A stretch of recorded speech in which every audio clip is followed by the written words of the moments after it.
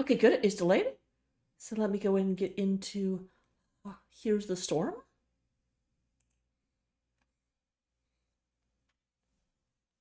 Good, I didn't miss it.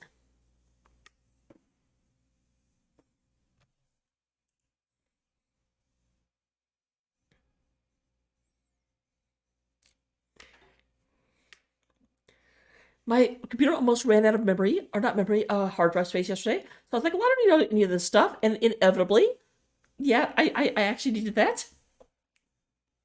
It's not hard. I just have to go and download a new wallpaper. Like,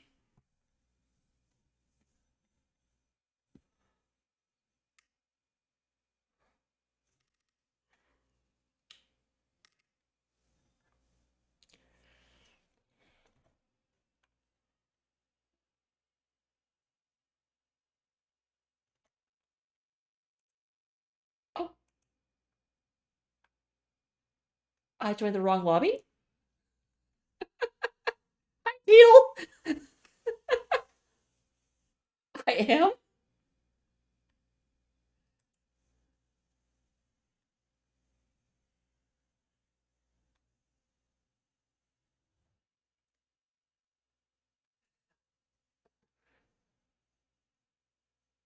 We just had to go in and say hi to Teal real quick. It was important.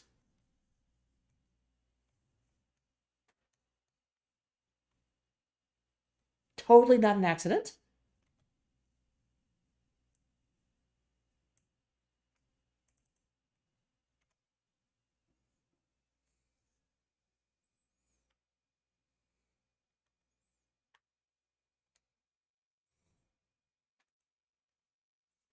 I certainly will. So I've noticed the problem with this setup. I cannot see chat, so hopefully nothing important happens in chat.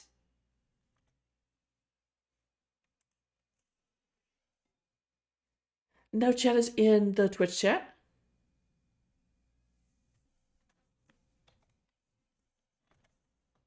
I doubt it will. Most of the time in game, people shut the heck up.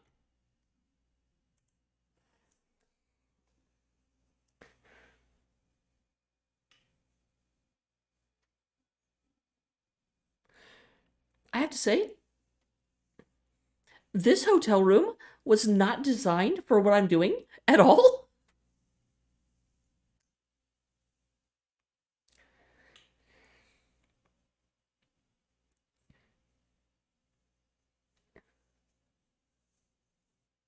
Oh, that's not even the right one.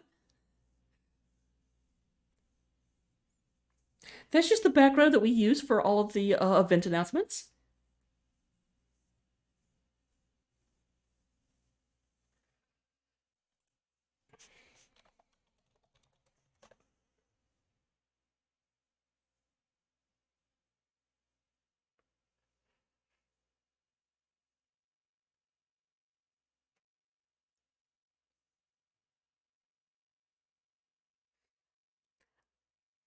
We can go live. I don't want to make them wait though, so I'll go and say we're ready whenever. And going live in 5, 4, 3, 2, 1. Hello, hello, ladies and gentlemen. Welcome to game number 1 of FF and the Pancakes versus Checkbush Gangstas. My name is Raka, and I am joined tonight by Anna. See, I love that we podcast enough that you just know the inflection of my voice. It's like that is I've co-cast with people before. I'm just like, bye, and then there's this like audible delay, and they're like, oh crap. I mean, I've also been on 2 teams with you over the course of, I forget if it's 3 or 4 seasons, so I know your voice very well at this point, Raka. But it does look like both of our teams are ready. Before we get into it, we do have a couple of bands to talk about right quick. We did have the F of the Pancakes banned out Volskaya Foundry and Battlefield of Eternity.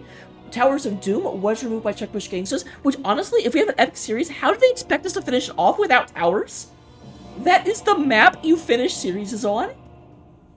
And then yeah, they're gonna have a little style twist though, I guess. They've got a plan, I trust. Also, we went to Curse Hollow, but not to be outdone. No curse, okay, spiders. And by went to Cursed Hollow, you mean Cursed Hollow was banned? Yes? By Jack Bush Gangstas. I've got to say, for someone that is as goth and, like, moody as I am, I think this is why I like HOTS so much, because, like, you can't get away from my themes. You've got Curse on Hollow, you've got Tomb of the Spider Queen, you've got, well, Haunted Mines, but it's not really in rotation anymore. Yeah, well, I hear a new map called Lollipop Land is in development, just to get another 2-lane map into the rotation, so maybe that will be, maybe that will kind of contribute to balance it out a little bit. I mean, we've already got Sky Temple, which is awful. It's all about sunshine and, like, and light beams. Kinda is awful. We do have Maya of Getting Banned Out, which I forget who on FF and the Pancakes, or plays the me Maya, but that's Yeah, it's definitely a thing to watch out for. I also thank you for guiding me back to actually talking about the game. I guess. Alright, we have Ariel being banned out. So these two teams have definitely know each other pretty well. Have definitely scouted each other out because these are definitely not meta bans. These are, okay, you in particular, no bans. So, okay, we don't have Ariel and we don't have Maya. I do have to wonder if we're going to continue to see DPS and healers. Like, well, we can be aiming at one player's pool, probably not with that pick, because the Stitches also is removed. Stitches, who is solidly neither a healer nor a DPS. Alright, White Mane being taken out too. Two very, very specific healers. White Mane is also my favorite healer, so how dare?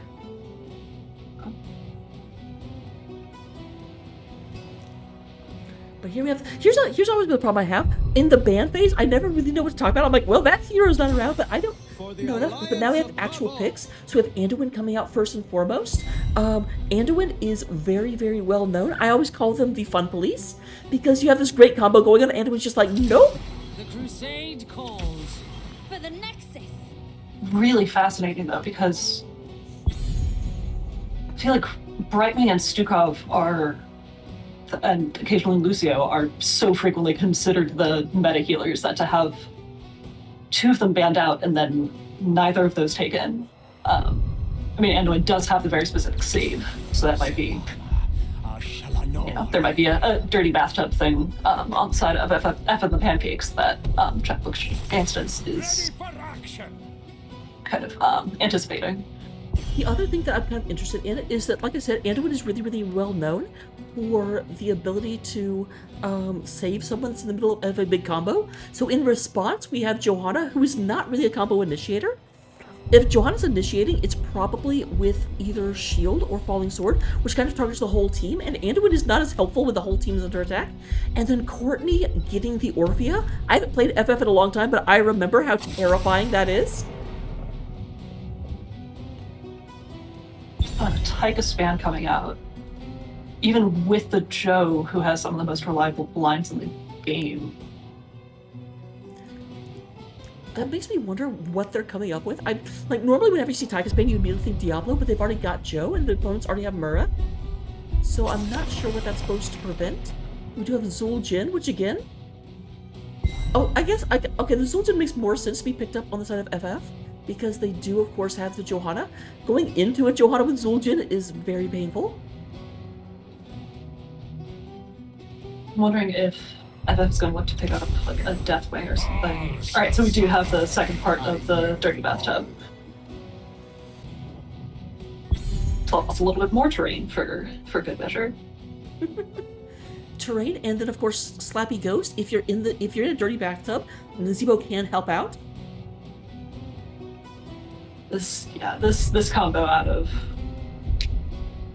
the Pancakes is looking scary. And I am glad that they moved up to Div DS season. Oh, here comes a Hogger coming through though. So Hogger's an interesting pick here. I think Hogger clears almost as fast as Leo does. I think Leo slightly outclears, but both of them are going to be super, super able to double soak. So that makes me wonder if we're going to have a 4-man just pushing the heck out of top, or are we going to have Leo and Hogger coming up? I think the synergy of abilities is a little bit better on FF side, But I also happened to see earlier that I think Checkbook Gangsters have a 100% win rate with Kael'thas. Interesting. I did not happen to see how many games that was. That could be just one match, but I remember the 100. I'm good at scouting. So very interested by this Lucio pickup. Because it looked like FF and Pancakes was going full wombo. So I would more expect to see either a Stukov with silences to put below him, a Deckard for sleep. Something that would contribute to the setup of that. Because if you can get that setup, then yeah, that FF with Pancakes combo is going to be super gnarly, but I don't know, maybe it's more of a comfort pick or kind of filling in some other gaps in the draft. So coming into game number 1, we do have FF the Pancakes coming out of the left gate on the blue side. We do go and have Courtney playing that Orphea, which we've already mentioned is terrifying. Mr. Slew, I don't know how you say that. Is it an SLW? Mr. Sew? Anyway, playing Johanna, we do have Stampy coming out of the Nazebo. Mr. G is going to be on the Lucio, and the Zygigi is going to be playing Leoric. And on side of Checkbush Gangstas, we've got Merkst on Muradin, we've got Icon on Kael'thas, ha ha ha ha ha ha, there's 6 of them, on Hogger, Gerudo King on Vala, and Katsuya on Anduin. Oh, I hope it's not ha ha ha. I don't be like, ja ja ja ja ja! It probably is. So we're gonna have the big push in. We got Johanna in the front lane trying to move in there. Mr. Merck's trying to move through. A lot of people getting hit by that. Surely we do not have. Oh, gross. We do not have convection, and somehow or other my computer has got an update and reset, so I have the ugly overlay. I apologize. Oh, Mr. S. is taking a bunch of damage. Down to about 5% health. I'm just gonna tap, not gonna pull back there. We're throwing in, we also do have the stacking quest on Muradin. So giving up two more kind of traditional main tank talents in order to just pump up the damage on the Qs. But he is going to need auto attacks for that, which into a Joe is going to be a little difficult. Yeah, we also do have the W build coming out on Vala, not trying to go for the Gambit setup. But at the same time, with the 4-man rotating back and forth, I think Vala will have a little bit easier time. Speaking of which, Gerudo King will go ahead and get mana back. He's been a little thirsty so far. I mean, to be fair, with a Kael'thas, they don't really need to worry about the wave clear. So I imagine it's more of just an anti-clumping, kind of anti-wombo thing than anything else. We do go in and have F for the Pancakes move down and move toward the bottom one, but it looks like this will be contested. We do go in and have Checkers Gangsters moving in. These will not go down in time. This will be fought over. Here is ha ha ha. Haha does manage to knock the rest of the team, or knock FP off point. Ton of damage going out onto Leoric, but he is able to get away. But that was a However, steal, which was very nice. Oh, sorry. Yeah. However, FP did kind of stay on top of Soak during that whole thing with Joanna double soaking, and they did get level 4s first. Both teams are level 4 at the moment. Standing going in trying to hold back this tide. It does look like they are going to be more focused on Soak. Joanna being flat on a little bit here, but she should be just fine. It's really hard to gank Johanna. I mean, they got her super low in that first rotation top, so I think she's probably respecting the damage that can come out of Checkbush Gangstas a little bit more at this point.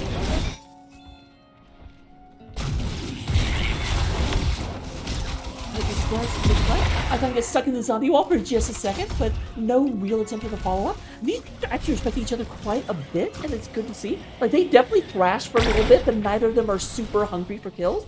They only want to go in when they've got it relatively guaranteed. They're not just going to scrap and hope. I feel like both teams are going to go ahead and pick up their bruiser camps. No attempt to steal it this time come from Checkbush Gangstas. And I don't blame them. This would be a very, very gutsy invade for sure. spoken like someone who's tried that and had it gone poorly, perhaps. Okay, it works out like 25% of the time. Got a big rotation coming down on the Hogger. The unstop comes out, but the Q from Orphea does take him down, it looks like. I was just noticing that Orphea did go Q build here, so getting hit by the very, very end of that was sure to break him down. Stamp's in a lot of trouble. Nice move by the Murden. Murden actually dwarf hopped over and just completely blocked off Stampy's ability to go back, so Stampy just could not move and had to move forward into the enemy team, and there was no getting out of that. But though Stampy may die, we do have the Web Beaters coming out inside of F of the Pancakes. Yeah, with Nazebo just spawning and the rest of F and Pancakes needing to clear out this bruiser camp at mid, though, they're not going to have... None of their lanes are really primed to get a super good push out of this. It looks like at best, the Web Weaver's coming down in the middle of the lane, which is the neutral position by definition. Yes, Stampy might be in a little bit of trouble again. Big root coming out from the Anduin. But yeah, but not quite enough damage to take him down right there. What's interesting is that they're not really trying to push in here, they're trying to go... Oh, but Stampy!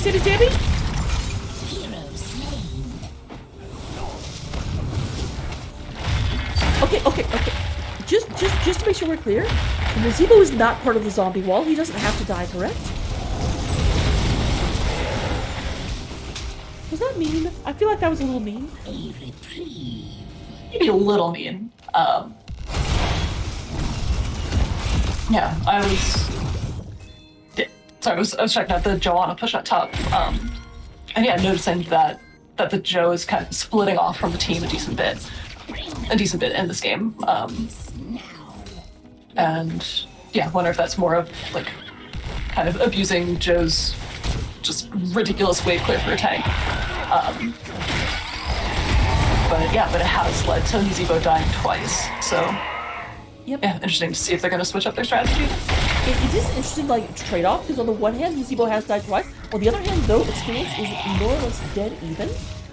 So Johanna is getting extra soak and extra pressure from what she's doing, but the experience she's gaining from it is being negated by the extra kill. Anduin might be getting caught out here. Lucy's trying to chase him down, but no, he's too far. Too far towards his team. Red does get the turn in, and looks like they've got... Yeah, looks like they're gonna push top and try and clear out boss lane.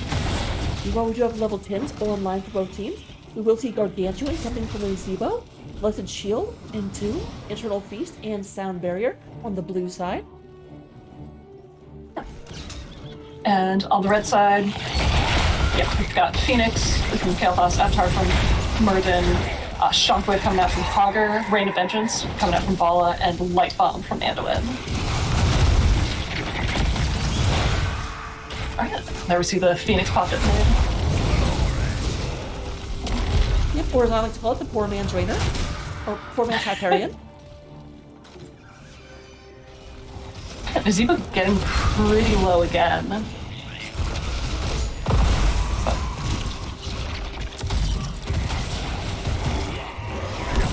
So as this spider dies, I do think both teams got relatively even pressure. We went through the top wall for the side of Shepherd's Gangstas, but we went through the top wall on the other side as well. It does look like Hogger's gotten a bit of an advantage in the bot lane, but I imagine that's more just from offlane trade-offs than the Web Weaver push itself. Yep, looking at mid, we got both towers up and both towers, so dead even everywhere but bottom.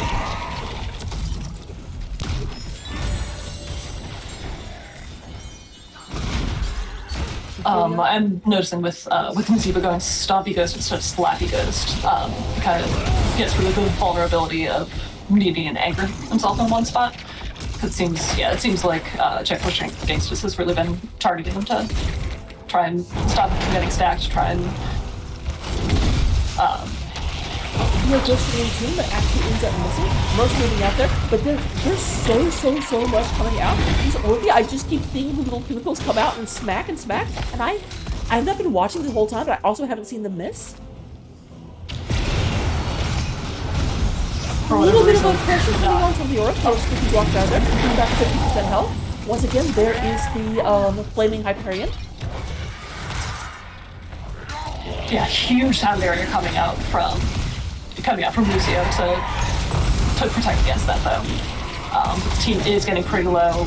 Both Naz and Lucio are kind of out of the fight for the time being.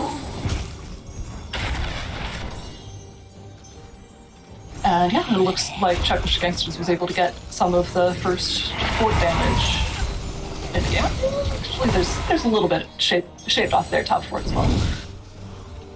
But the lane pressure kind of doing some work in top.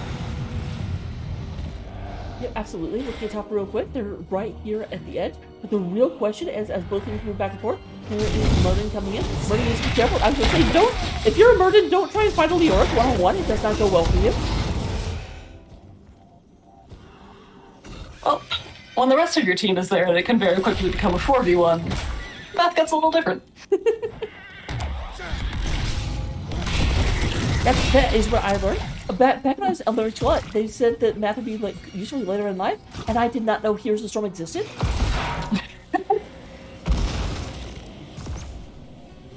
Does look like we're about to have a blue turn in as Courtney turns in their 8. Okay, 6 of their 8. 75% of their 8. Yeah, Checkfish Gangs is just barely not able to tag the bot camp in time. It does look like, interesting enough, they are pushing bottom. I'm not sure, like, because all of their lanes were kind of in the middle, but they're choosing to go for the lane that only has 2 siege giants that will push it. I mean, it is the furthest lane from the other two, so it might just be kind of giving the web weavers space to do their thing in the other lanes. That is a good point. It's not going to work entirely. We do have Hawker come down. At the top web weaver, but that middle one is still very, very healthy. And with a big wave there. Bot is cleared out, but the fort is pretty low, and yeah, looks like mid's in trouble as well. Now the tank of our team, Moby, if he saw that fort, he would already be reaching for his Kleenex.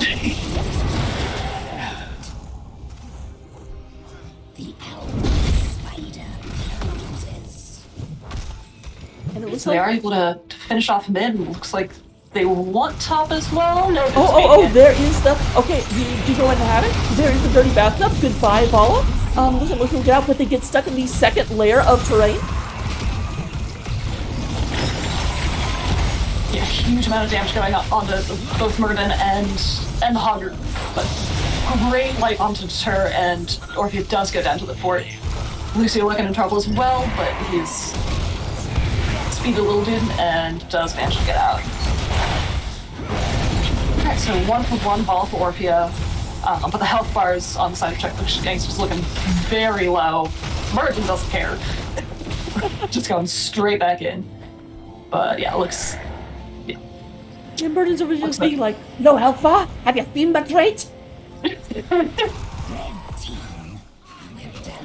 Alright, Hogger able to sneak the last little bit of that turn in, I thought, and yeah, we'll get an immediate response to Blue's not Zerg wave. Spiders. They're spiders, they're not Zerg. I mean, I get how it's confusing, though. They're all bugs. I do remember, I don't know if this was you or not, but at one point one of my friends was saying that for the longest time... Oh, geez, okay, story later, Lucio goes down. Yeah. Can just see him from here, just jamming his R button, trying to get a sound barrier off. But the CC chain out of Checkfish Gangsta is just negating that. It's kind of taking that save off the table, which makes sense because yeah, the sound barriers have been on point this game. Yeah, absolutely. It's definitely one to push for. We do have the middle getting cleaned out. They're moving down bottom. And I think Checkfish Gangsta is going to go ahead and be like, okay, well, you can save bottom. Actually, haha, you can't save bottom. And you can't save middle either, because we're just going to stay here and take it. And top's going to keep wall pressure with a big wave, and nobody... Yeah. nobody from the Pancakes had enough to deal with it. Isn't We do it- have Lucio there, but doesn't have the best wave clear. I was gonna say Lucio renowned for his amazing ability to take out waves. Oh, Lior does go down at bot. I was not watching that. Yeah, the whole 1v1 Mergen thing that turns out to be a 1v4 or 1v5. Oh, we were trying to Maybe answer Mergen it. does have the edge there.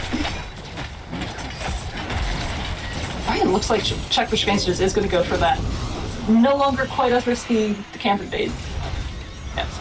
With Leo down and all 5 Check for Gangstas there. Yeah, I really like that call. Plus, it just And not to takes that mention, off. you have like 3 different routes out of there at this point instead of 1. Because there's no force in the way. And it does look like they're turning it up. They don't have quite enough yet. You can always tell by looking at the gems at the bottom of the screen if they are flashing, then you actually have enough to turn in. I think everyone watching this knows that, but you never know. Well, it's always good to throw that out as well. I am a little bit surprised that Check for Gangstas didn't go for boss there. But also, with Vala going W build, she doesn't have the just god tier boss clear that she would have from Q build or auto attack build. It looked like Evan the Pancakes was also surprised they didn't go for boss. Because, like, Leo came in from the far flank, ready to collapse on all of them, and then they're like, oh, they're not here.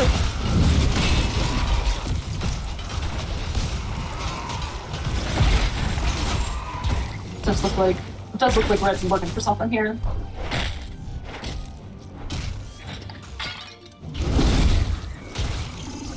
Yeah, both teams kind of traveling as full packs of 5.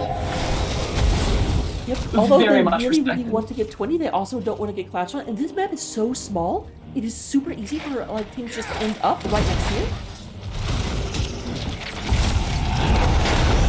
Alright, Entomb comes out, so does the Leor Yoink.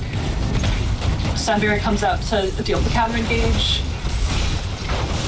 Also, the health bars are just not going down inside Check for Gangstas. Same cannot be said as Big Root comes down. And we have Johanna going down. Mr. G, super, super low. Like, Mr. Get out of here. But they are able to take Mergen down, so tank for tank. Courtney's looking in danger, but oh wow, he's just able to survive that. Dynamite? Yeah, it's Dynamite from Hugger. Getting into a very safe push to back. Which makes sense. With that little health and 33 gems. Yeah, I definitely agree. So we're going to have a full retreat. We do go in that, and now it does look like that Johanna will be back about 15 seconds before Mervin. I'm not sure what they can do with this, but they do have a full turn-in available. And it looks like Val's about to finish channeling that. Yep, and one more turn-in does go in favor of Check for Gangstas. Johanna just spawning now. Red knows they've got an advantage, but also doesn't want. Looks like they don't want to make any kind of big misstep right before they take a fight up 20s. Because 5v4 can still go wrong. It does look like they're not really trying to play the top. Only Vala nearby. They're trying to come in, but they're coming in right as the top web weaver dies, so if you're coming up to support the web weaver, you're a little late, my friends. They do have a level 20 advantage at this point. We'll just have to see what they do there. They're playing a little back at the moment.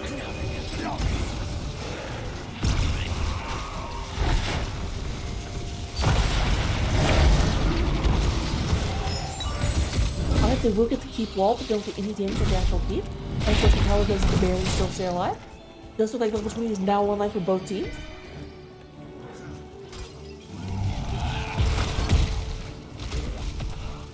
Yeah.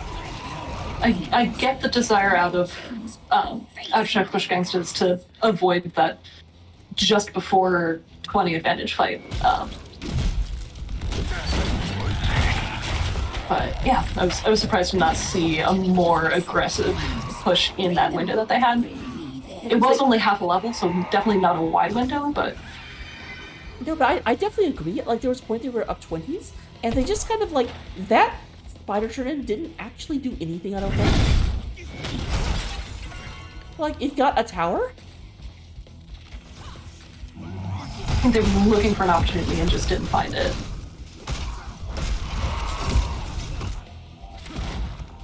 Right, they're up here. But I love how many times the teams have, like, gone to check on boss. Like, no one actually wants to fight the boss. They're just like, hey, how's it going? Doing okay up here? With Lucio's boombox able to scout that out, though, yeah, I do like the kind of additional knowledge that that was able to get out of this.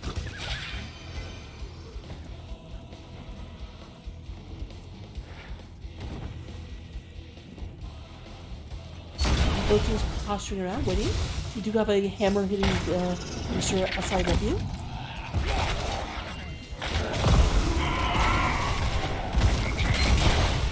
Yeah, it kind of feels like both teams are just trying to anticipate the other team's moves and trying to look for that little window to get a really good engage. It's a moment that happens in a lot of like games where both teams are equally skilled and both of them are like, okay, just wait for the other team to mess up, but then neither team's going to mess up. So that's the problem. Whenever you're playing against, you know, a well-established team, a team that knows what they're doing, you have to like push them to make them make a mistake. Wait, fight is happening, Rocket. Light Bomb comes out, the Entomb Feast does get a decent amount of damage, but doesn't secure any kills. It's like, yeah, low health bar on Orphea, but yeah, no kills coming out from either side, but a lot of ults blown. Is a fight Looks like it's like every ult besides Sound Barrier was blown in that fight.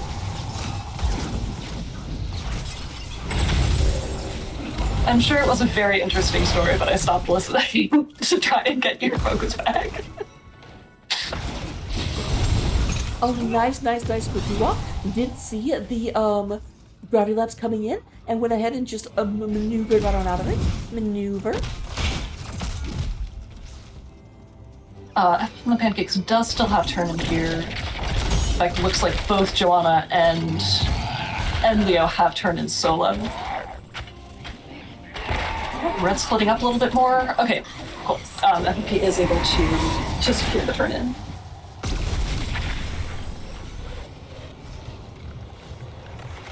Yeah, with bot lane push out a little bit more, but Hogger's going to be able to more or less even that out by the time. Yeah, by the time World Weavers get there. And yeah, looks like FFP is going to full commit to top. Alright. That fort is definitely going down, but I imagine they're hungry for way more than just that here. Blue team has destroyed a fort.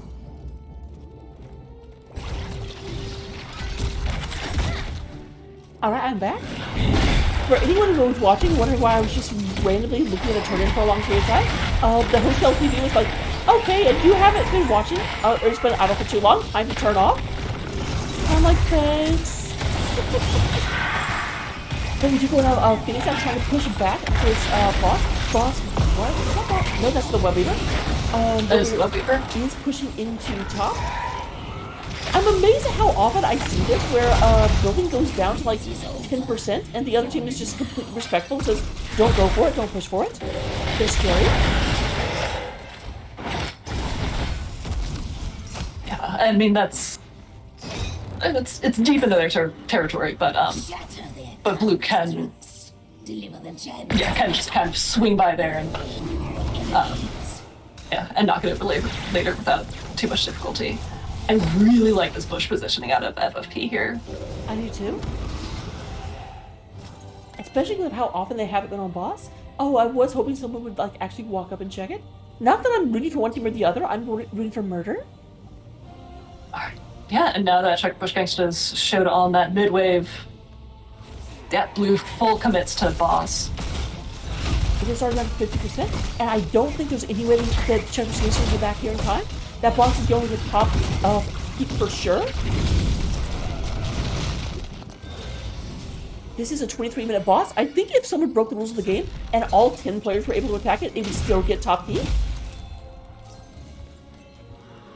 I mean, that's also not that impressive of a feat right now.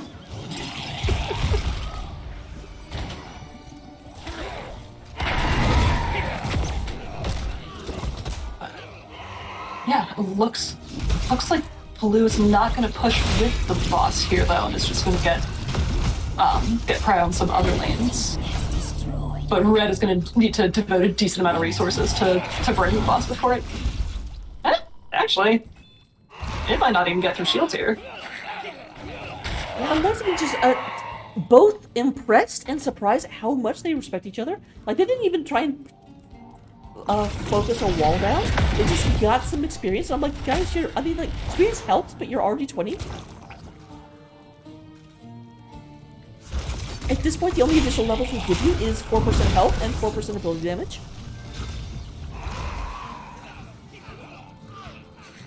I'm trying to think which team comp has the better kind of turn boss pit into throw pit ults, because I mean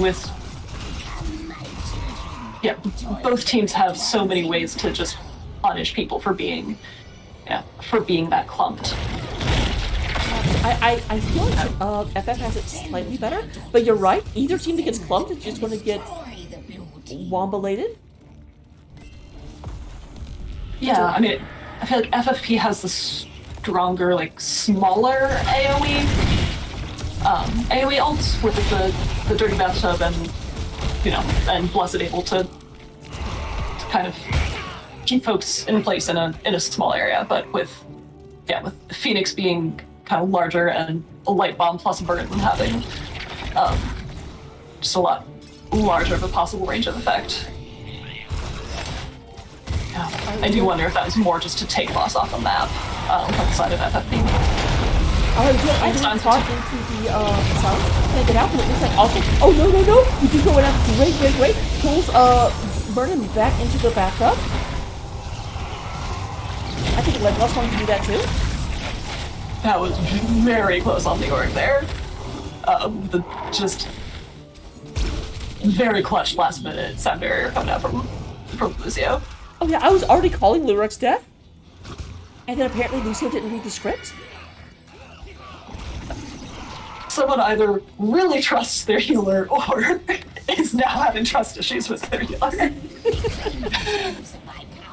Definitely someone trusted their healer. We don't know if that's still true.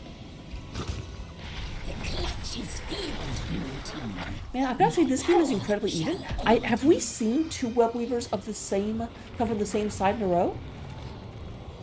I don't think so. If so, definitely not back to back, or like an immediate back to back type thing.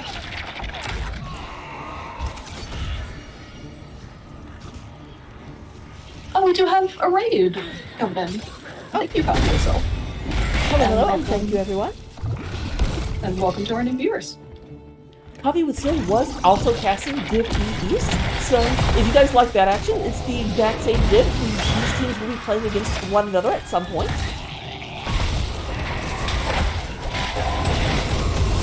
Another building return in. There's the dirty backup coming down, catching anyone with a double pull out. Oh, Vala getting super low, but able to get out there. Almost getting downed by that Orchid, though.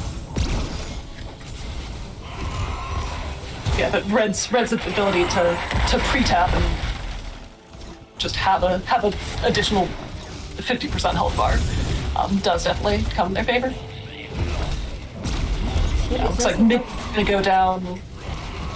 Yeah, keep mostly getting ignored by Checkbush Gangstas. Might. Oh, but the Web Weaver's already down. Yeah, they were down there. That's actually what let F and the Pancakes push into mid-keep, because they were being very respectful until Checkbush wandered off.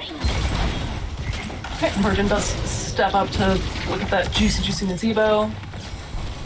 But yeah, the dance continues. Most ults back online at this point. All the major parts of each team's big AoE combo. So the dance continues.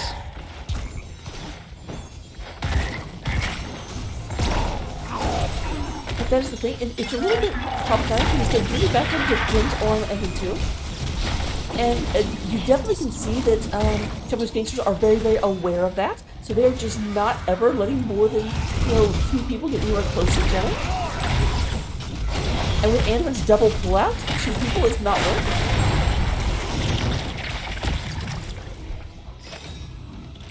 Anduin does only have 1 charge of pull right now, though, because both were used in that last engage. Not sure if FF the Pancakes knows that, but... Oh, but we have the boss being pushed once again. But it does look like the Chunk Machines are going to come up here, and no one's in the bush scouting for this. But Lucio's boombox does scout it out. Looks like boss isn't quite gonna go down in time. Light bomb comes in, so does sound barrier. Anduin's standing on the point, but there's the dirty bathtub. And there's the dirty bathtub doing work, but 3 go down on the side of FFP. Oh my god. Goodness! That was dirty and I love it! That was a very, very dirty bathtub. Okay, at this point, that dirty bathtub turned into a biohazardous bathtub. Okay, I thought it was funny. Red team's core is under attack. We do definitely have the GG is called, and I agree. Bot coming forward with absolutely nothing to stop it, and no one coming up for like 30 seconds. I will point out that Joe did basically also die at that last fight because her level 20 indestructible was popped and is on cooldown. So it's like a 3.5 for 5. But man, what a crazy way to end that. Absolutely. Oh my god. So that's why they were introspecting the other team so much. It's just throwing the teams at each other ends up with that, which actually makes me mad. If that's what happens when the teams just go at each other, do that all game. That was amazing.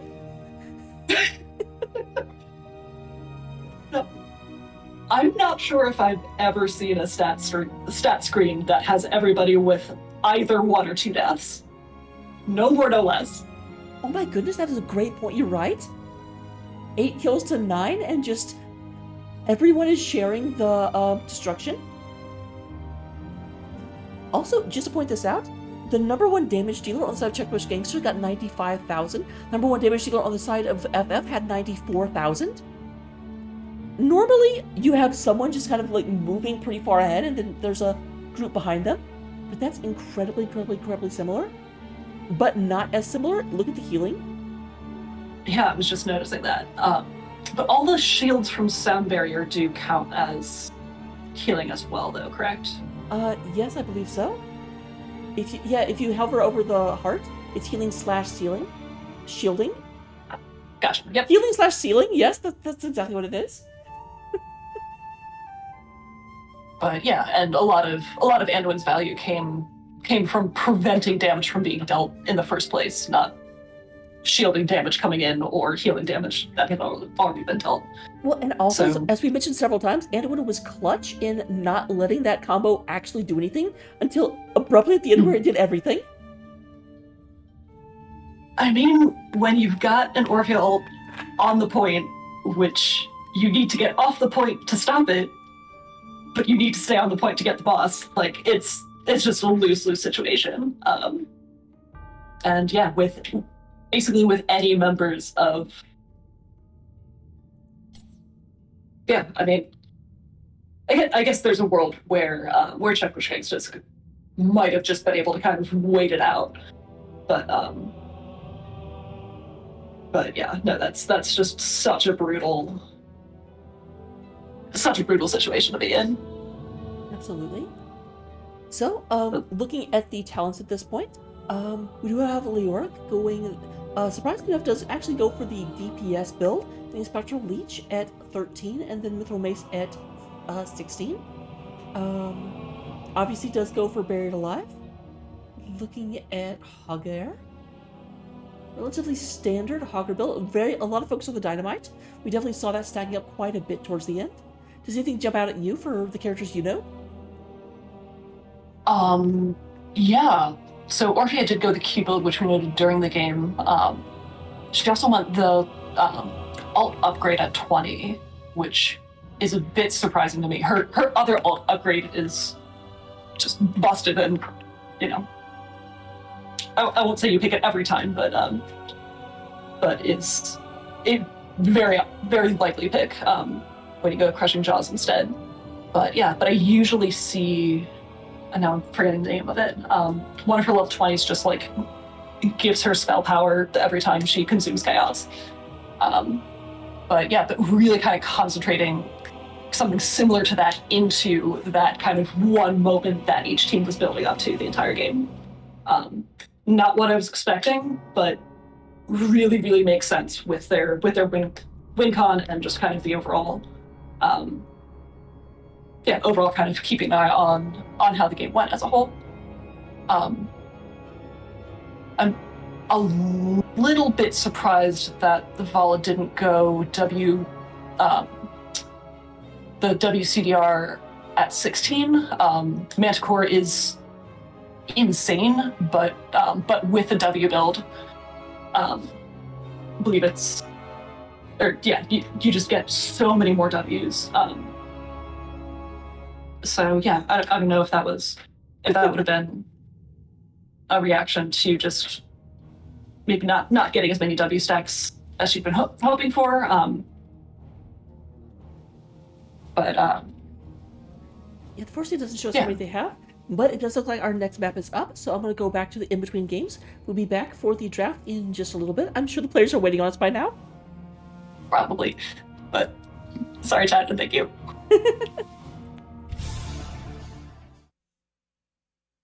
All right, they can't hear us now.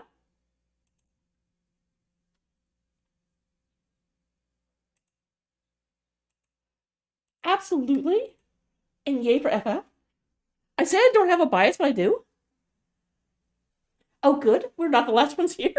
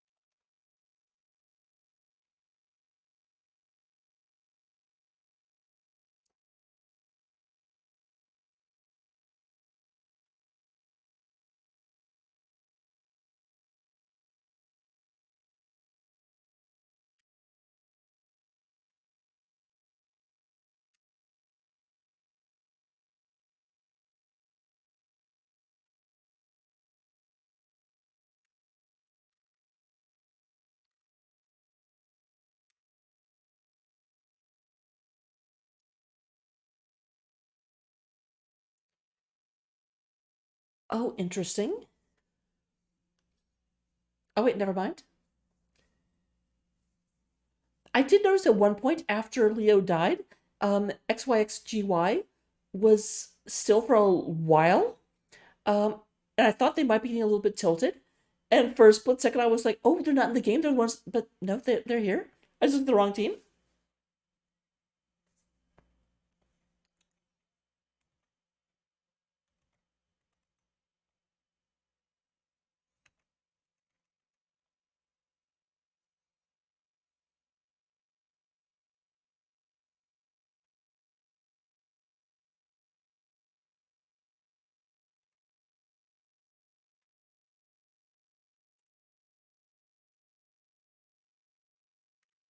Also, I don't know if you have it turned on. Probably not. But I want props for this music because I had to find it in like 30 seconds.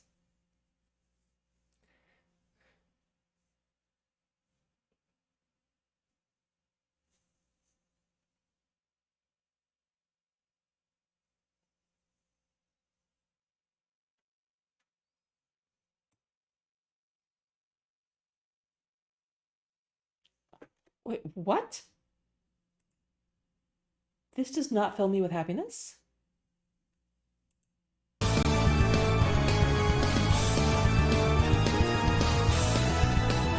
I may have had it on view output.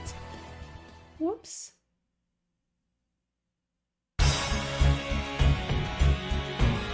Oh no, like, we're fine, just the music.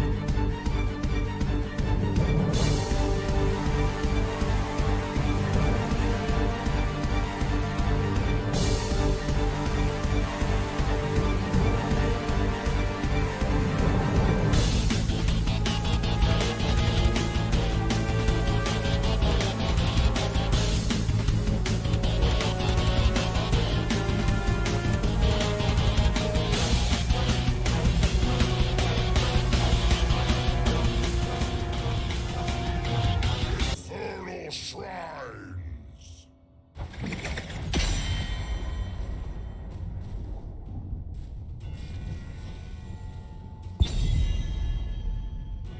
Kids doing kid things. But we are back. We're in game 2, and yeah, heading to Infernal Shrines.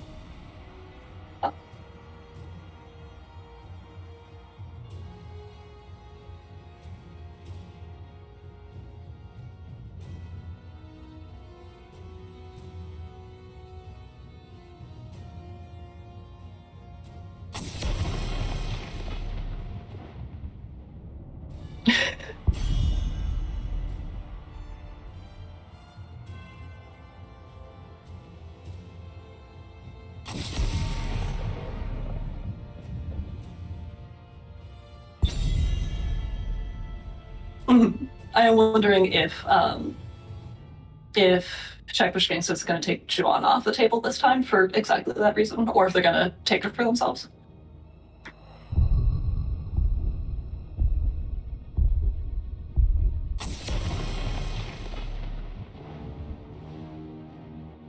I do really like the Orphea band coming out, though, because, yeah, she was brutal last game.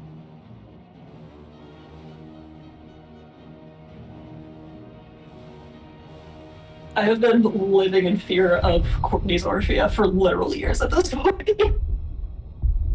Yeah, I think this is the first season that we've been in a different div from FF and the Pancakes, so spent many a day quaking in my boots. On that one. The crusade calls.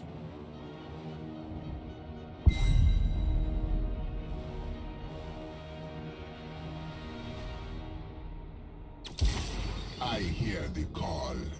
Yeah, I mean, I do wonder if that's, I will fight to my you know, last breath. a twist on maybe what they scouted or something.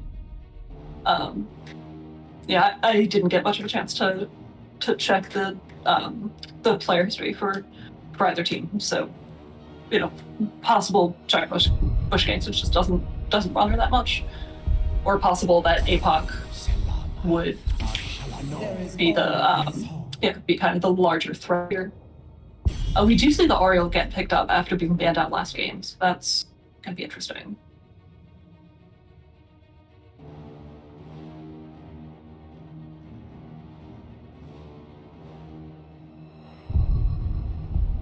I mean, Hogger is incredible on this map.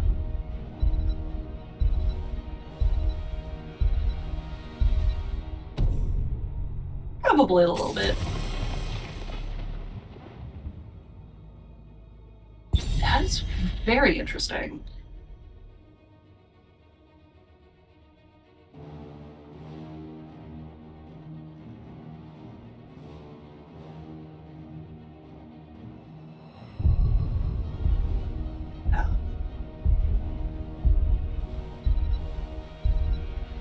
Maybe they're looking at an offlane Nazebo?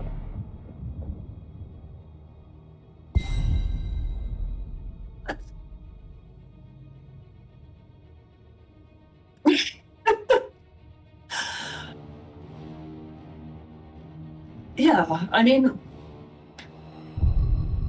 yeah, going with the double offlane ban does make me think that FFP's thinking something a little funky. Never mind, they're just going to pick up Zol and May.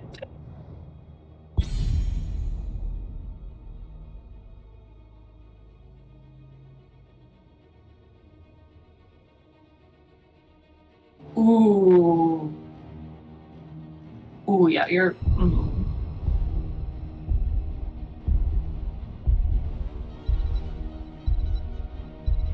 Which is probably why FFP decided to bring us to Infernal Shrines.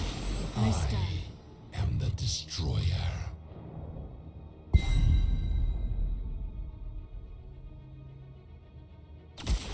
The light abandons no man.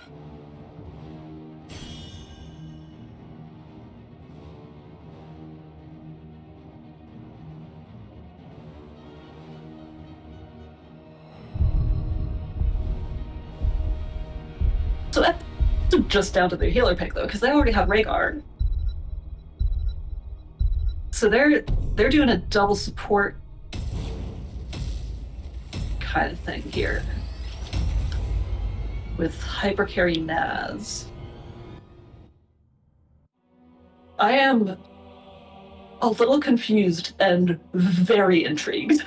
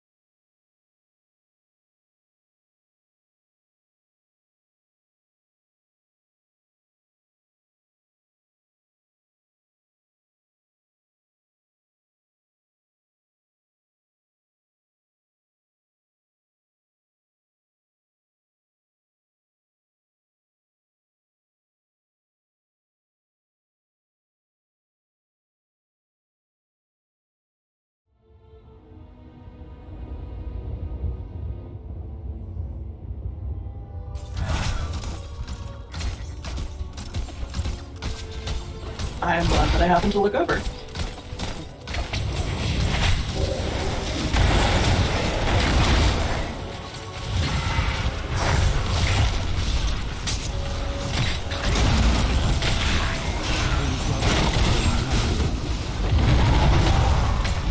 Well,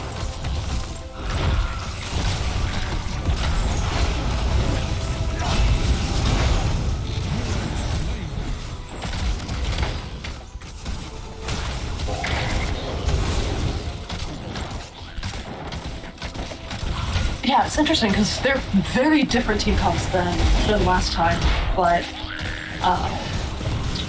they do both have very much a clump and we will punish you for clumping kind of thing. Slash, we will force you to clump and then punish you for clumping. Kind of deal.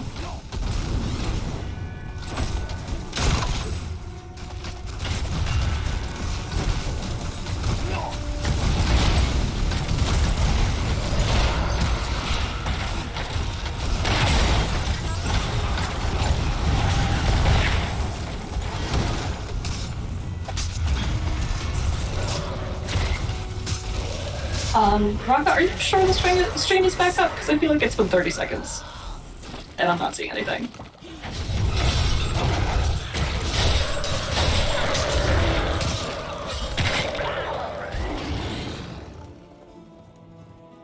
Seems like we've been having some stream issues while Rock is troubleshooting. Just in case we come back live. Oh my goodness. Yeah, first Punisher did go over to the side of Checkbush Gangstas. As well as the first 2 kills of the game, both on Zool, I believe, and both just before, or just when he was about to escape. So, yeah, very, very interesting draft coming out of FF and the Pancakes, and they're also they're playing it in a less than conventional way as well. I think I'm admittedly not all that well versed in double support comps. They're running an offlane Mei and main tank Zool with double support. Okay, now we should bloody well be back and live. It looks good on my preview window. But you know, I'm sure we can move this down so I can actually see it. I'm keeping an eye on Twitch as well. So yeah, in 30 seconds you should see it. Thankfully, our wonderful viewers will not hear this until like it's already there, because that's how delays work. I do apologize for that.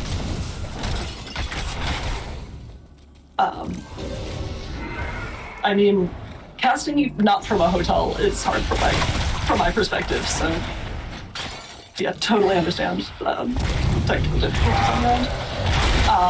But anyways, to everyone just joining us, yeah, we are on Infernal Shrines. We've got FF and Pancakes going with a pretty unconventional draft,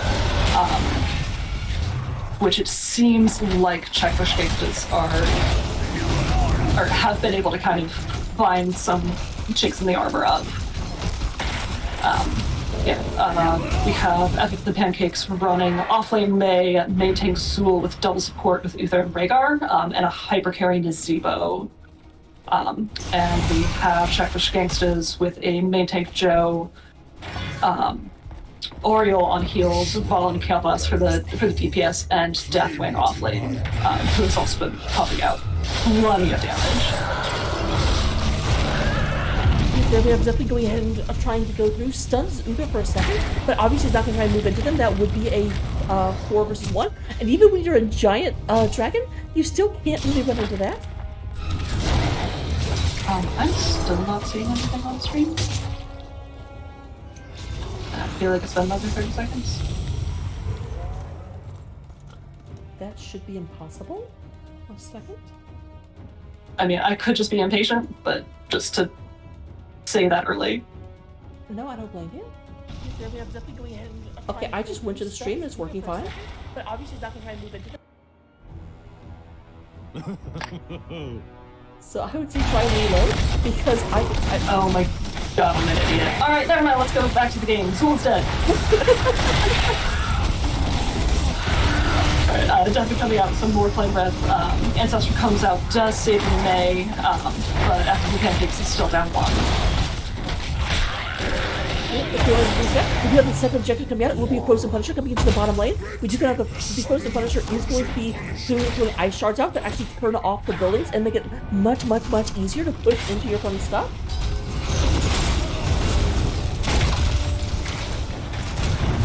Got the Punisher CC and Vol CC coming out on the Mei, but she's able to get away just fine, yeah, with her trait and the Rhaegar Purge. And first forward of the game goes in favor of Checkbush Gangstas, who are also up 13s at this point.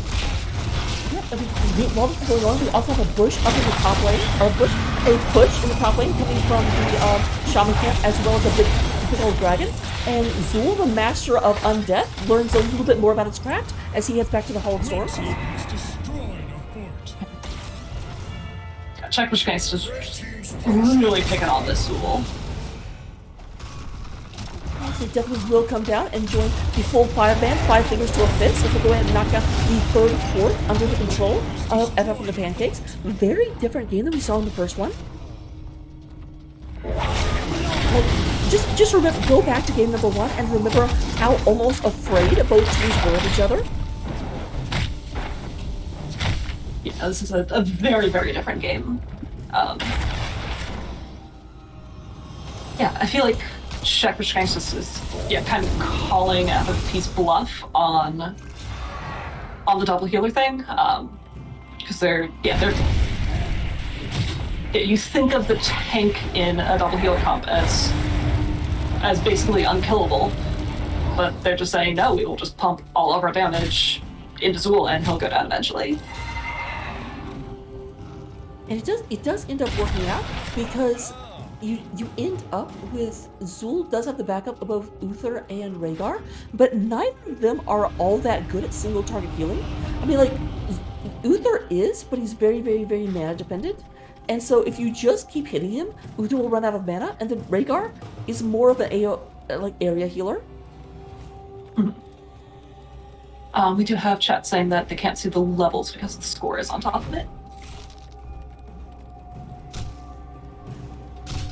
I can fix that. That is a overlay issue, which will be fixed for the next game, but in the meantime... For context, I have the benefit of double screens right now, which Braca very much does not in her current hotel cast setup. So... Yeah, that is the problem. I definitely want to cast as many as possible, but it is difficult when I'm on the road every heckin' week.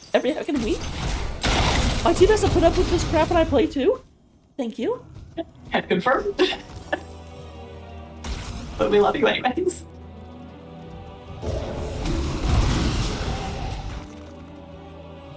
Alright, and we seem to be dipping... Oh no! Check which Gangstas was just waiting for the enemy bruiser camp to pop up. I think May is suspecting that they're there, but not. Oh, but there's a nice avalanche, moves a lot of people out. Obviously cannot avalanche a dragon. Dragons are bigger than that. Divine Shield comes out, does save Uther, but Rhaegar's still caught in the AoE damage. And does go down, so that's one more kill in favor of Check which Gangstas. They're now 5-0 in kills, which you guys can see on Euroglyph. Is about half dead, and that was a really nice attempt to engage, like avalanche out the entire team and just take out Deathwing. But then they hit the wall a little bit too soon and re-engaged. We do go and have the Mortar Punisher. We're going to cut out between one team with the 40 Assault Dominion, and I have a guess of which team that will be. To FFP's credit, that was a fantastically timed snowball for any team that does not include a permanently unstoppable dragon. So it does look like FF is going to go ahead and just try and get some counterpunch on the map, going down here to the bottom right in order to try and even this out, to catapult from their own side. But here comes the response from Check which Gangstas as they try to move out. Main tank Kael'thas running out in front. Summoned a mortar punisher. yeah, I am wondering if we're going to see Check which Gangstas overextend a little bit, get a little bit of overconfident, and have FFP manage to find a more even fight once they hit 16s. I would certainly guess so. I mean, I would certainly guess it's a possibility, not that it will happen, but I've seen so many teams, whenever you get that little taste of blood, you're like, okay, we can end now. Couldn't be By so many team. teams, you... Team's punisher has fallen. We're just like definitely was up front. We once again have that shaman camp pushing in.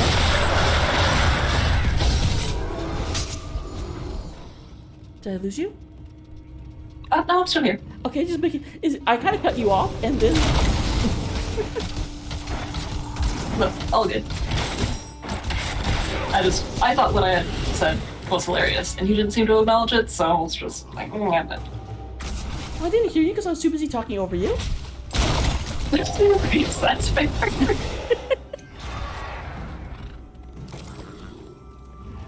But you were talking about how you've seen so many teams get overconfident and throw a lead, and I was wondering if you just meant our team, perhaps. I mean, not just our team. Fair.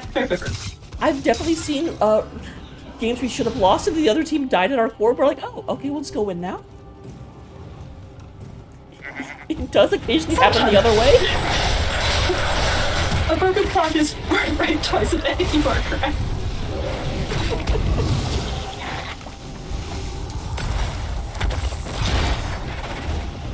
Okay, I know we said that we were going to see a Checkwish Gangstas and got a little bit overconfident, and then I see, like, May rush in by herself. I'm like, well, you know what?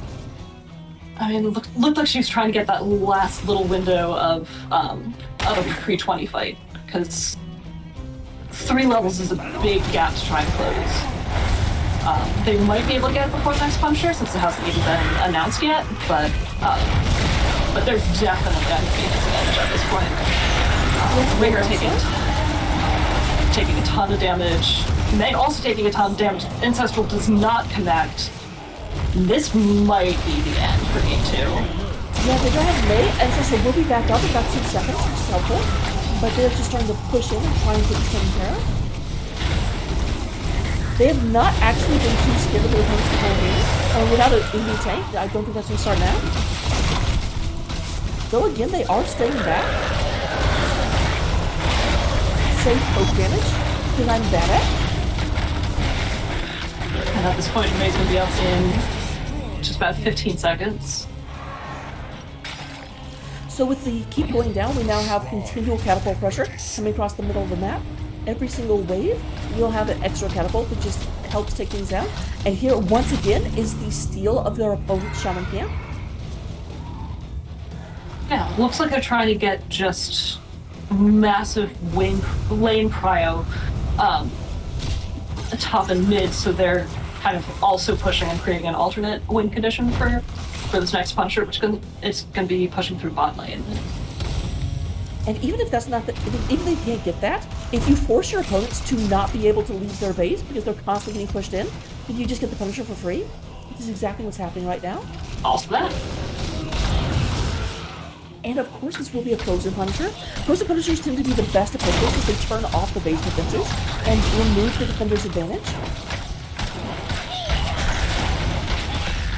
So it definitely helps secure the keep, but yeah, that's fair. The core does not care about Frozen Punishers.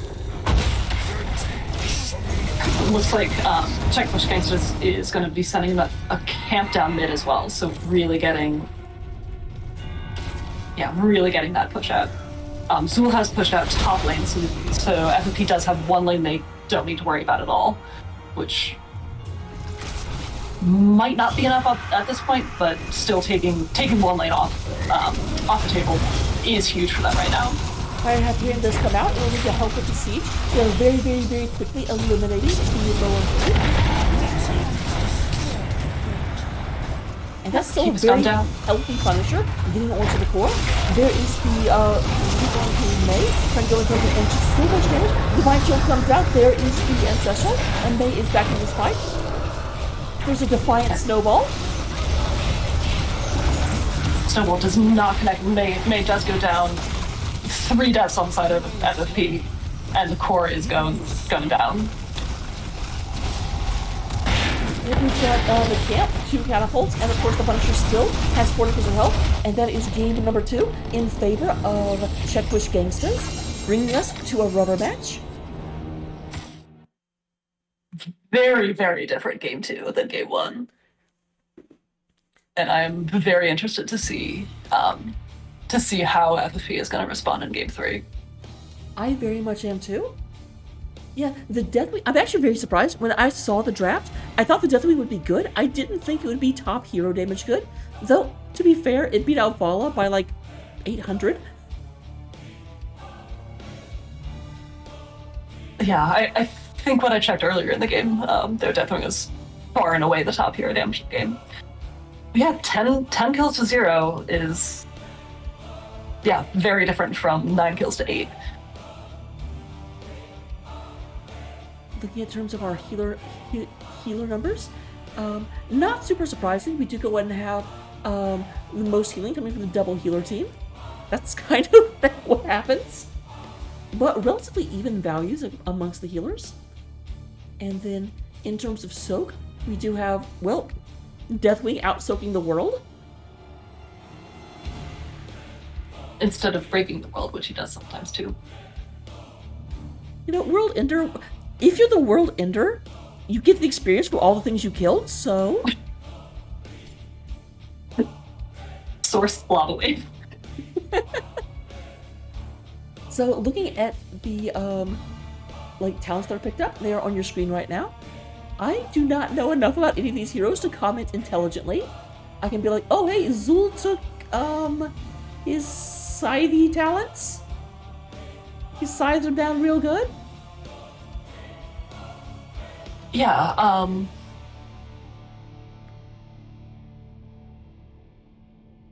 yeah, I'm noticing that May took... And I'm actually not sure what the meta build is on May, as opposed to just whatever I happen to pick in Storm League. But I'm noticing that she went for survival talents at both 4 and 7, and still just melted into this team.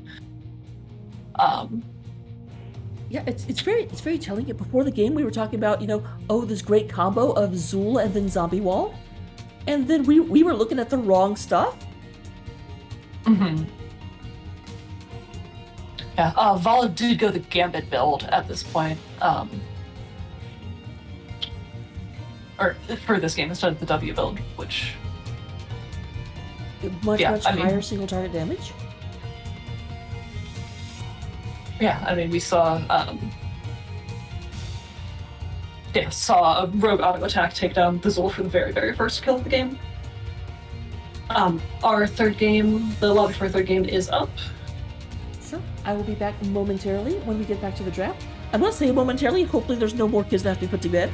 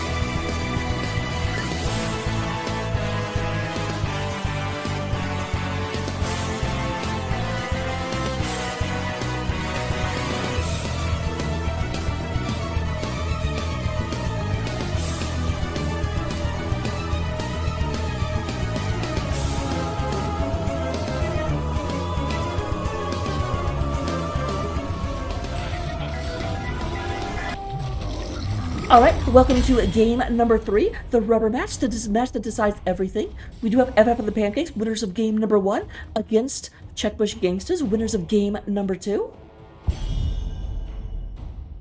And first pick going over to the side of FF and the Pancakes this game. So all direct pass was, the map was chosen by Checkbush Gangstas. So, Ultrac Pass, the map out of the Warcraft universe. It's interesting. It's kind of like a combination of several other maps. Reminds me a lot of Garden of Terrors, but with a you have to kill minions for a while aspect of Infernal Shrines. Interestingly, we do see that Diablo band coming back out. I don't believe we saw that in game 1. No, because game 1 they banned Whitemane and Ariel. And Oriole, right? The Deathwing band does come out, so two big beefy lightning breath dudes being taken off the table. It's kind of funny after game number 1 and just moving in sync and never letting you tie down. Game number 2, they're like, okay, you guys really punished me for being in one spot? I'm not going to stop, so... And yeah, I do definitely agree with the Orphea ban. Courtney is still terrifying. I am wondering if we'll see them back on the Nzebo this game. Starting to remember from what's actually probably very outdated scouting at this point. What their other strong picks are, but the Joanna is snatched up for first pick once again. Yeah, I think John's been first pick every single game. I think definitely 2 and 3. This realm needs me. For the Alliance above all. We have Reading, and once again the Fun Police Anduin coming out.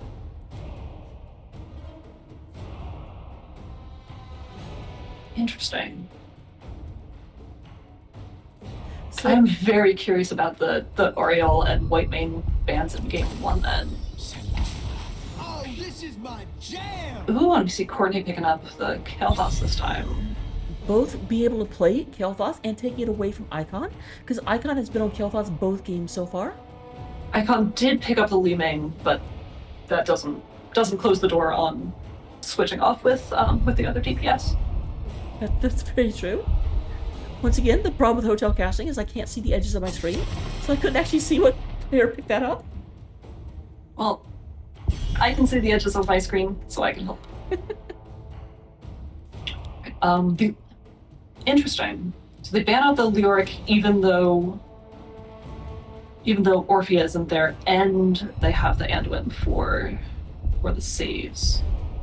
Because I kind of figured that Anduin was an anti-Leoric, at least in terms of the combo they were going for.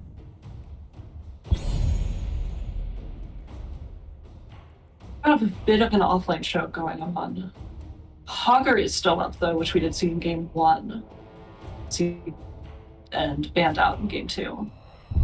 So I would not be surprised if we see him picked up here. For the Frozen Throne! Okay, Nubrak, very strong on this map. I play to win. Going with Diva instead. Okay, and that really surprises me because you're kind of opening yourself up because there are some direct counters to Diva. If you want to go with her, I'm surprised you went with her now instead of the 5th pick. And then, of course, as you mentioned, Anubrak very, very good on the map, spawns beetles with every ability, and can actually solo pick up the, or solo start channeling the objective. Anyone order a one-man wrecking crew? I serve. Ooh, yep. Okay, Here we go. Stompy gonna try and stop. Okay, here's the thing though. Zeratul really comes online at 16, gets better at 13, but the first 13 levels is not actually that strong a hero. So this is very much saying we want to destroy you late game. Please don't kill us early game. But that said, if you want an early game comp, you don't go with Anduin, Anubrak, and Diva.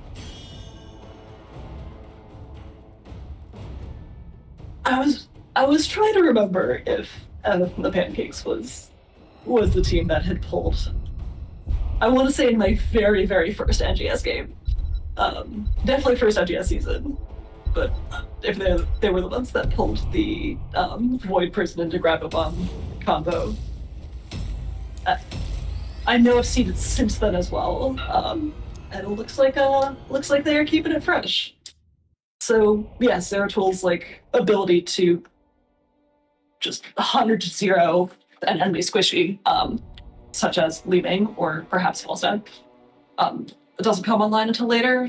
Once F of the Pancakes hits level 10, it becomes very scary for Gangstas.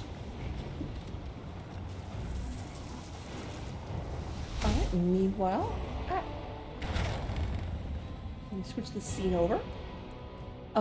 Going in, I guess I'll go ahead and introduce FF this time, because we're trading back and forth. We do want to have Courtney playing that Kale Thos. We will go ahead and have Mr. SIW playing the Johanna. Stampy is going to be on the Zeratul. Mr. G is frolicking on Lucio.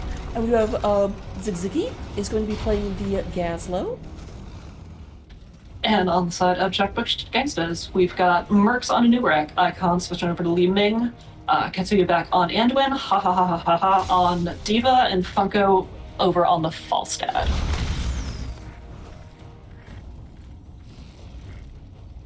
Yeah, so once they hit level 10s, also both teams have pretty solid. Actually, no, because the Void Prison takes both teams, or everybody but Zeratul. So yeah, so it would work for boss control. And then assuming Falstad goes Mighty Gust. And yeah, no giant permanently unstoppable dragons this time, so. Always a good thing. Although I am pretty sure that Void Prison does not negate people that are standing on the point. So you can't use it and just, like, take the boss before they come out. I thought it placed them in stasis. I feel like they've actually changed that at some point, although maybe they changed it back. Maybe we'll find out. Yeah, maybe we'll find out. Not a Zeratul expert, so apologies if I get bad information. I'm not either. Okay. We do have both teams hopping onto their null camps. I didn't see if they were on them right at 1 minute, but like they were both pretty well into that by 1:15, so. You have Gaslo playing against Falstad up in the top lane. Definitely not getting the better end of this trade. Falstad does look like he picked up Gathering Storm and already up to 11 stacks of it. Pancakes talents again. Let's see if... Yeah, we have Lucio picking up Party Mix once more, which I believe he snagged in Game 1 as well. Looks like FF and Pancakes has all eyes on a Falstad, but he sees the Zeratul coming. It's not in full stump there. And Checkbush Gangstas gets the counter kill on the Joanna while the rest of the team is showing top. Yeah, very, very good move in. Since, okay, there's no one actually supporting you. Once again, I feel like at the beginning of the game, both teams respect each other until that respect is lost. So they see an opportunity, they start moving in. That the Horde's keeping some of our soldiers prisoner. Get ready to free them. And we do go in and have the first objective of the map called out. Most likely the teams aren't going to go directly for it. You usually try and wait until you get to at least level 7 before you move in.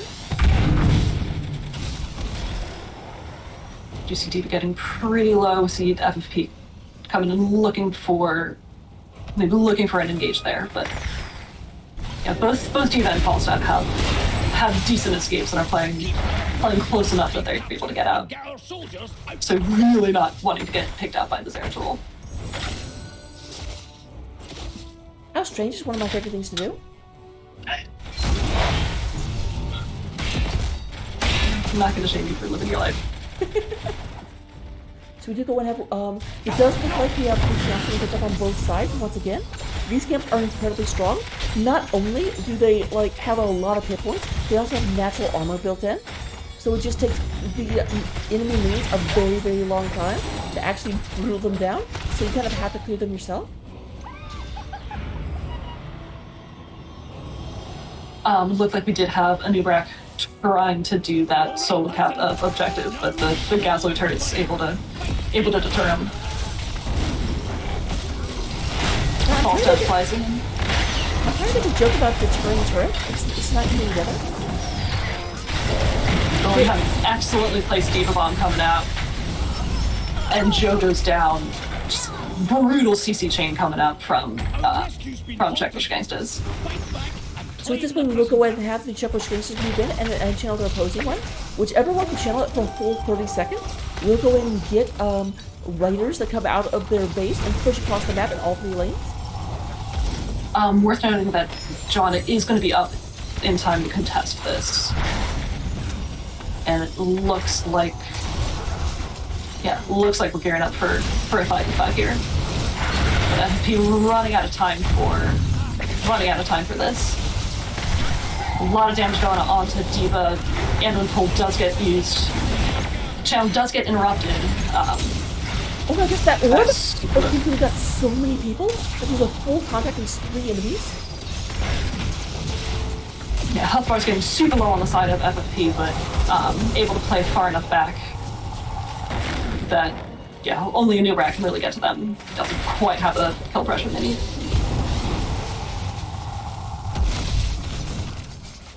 Alright, right now playing delay while Lucy tries to throw everyone up. Has gotten most people up relatively high. Only Zazurki and Zeratul? Nope, Zeratul's fine. Zeratul was hiding from me. Hiding something.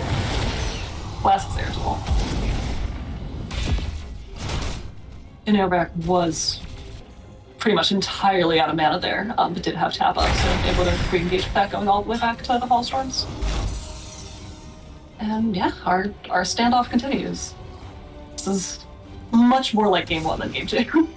Well, both teams know that if the enemy gets the channel, they're going to lose the first objective. Not that that would be the end of the world, but... It's just barely Mr. G.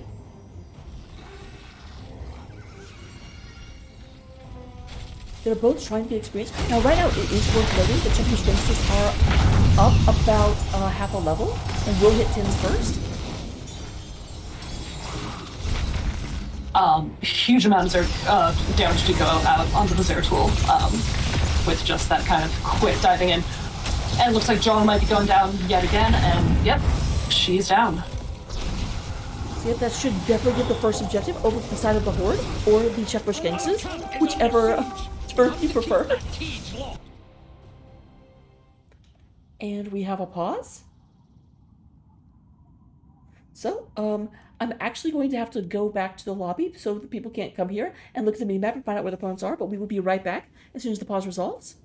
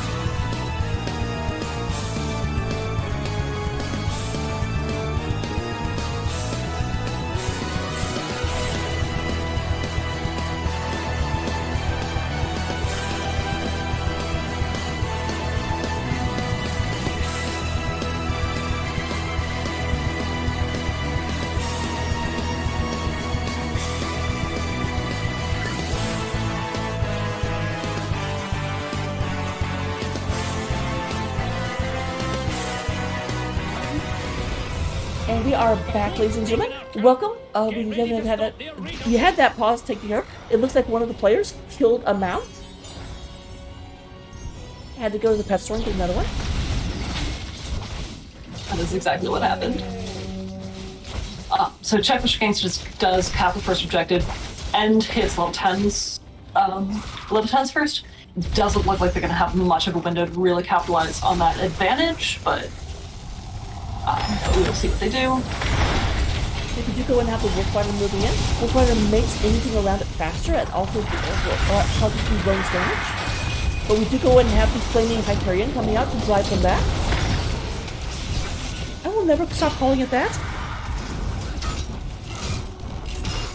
So looking at ults, yeah, it looks like FP is going for the Void Prison, Graphic Bomb combo, Joanna with Blessed Shield again, Sound Barrier once more, like we saw in Game 1 from the Lucio, and the Phoenix, which we already saw at Kael'thas. Meanwhile, on the side of Checkpoint Gangsters, we do have the Cocoon in order to isolate them out of the fight, Wave of Force in order to knock people around, the Bunny Hop, Mighty Gust, and Anderson does not know.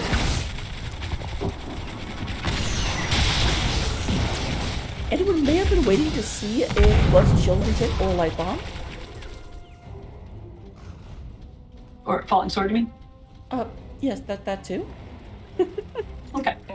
Actually, still goes with Holy Word. I'm surprised. The Holy Word Salvation is one of the best bad talents in the game. It completely makes your entire team invulnerable, except you. And if you get stunned, you can just, like, if your opponents just wait for it and stun it, then they can completely negate it.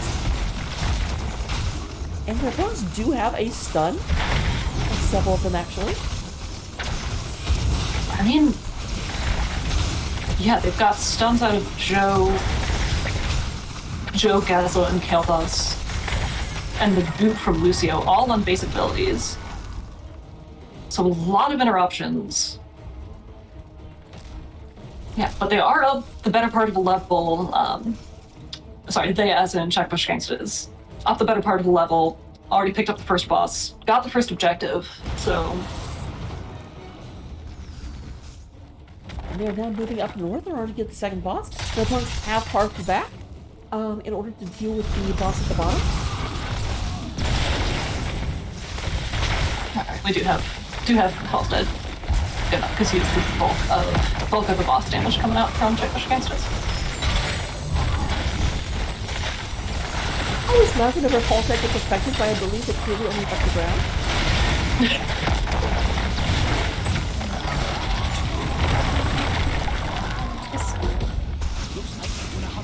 It's just a sympathy stun, or something like that. Well, it's just like I always have an issue with Lucio still healing while he's silenced. I'm like, his healing is sound-based?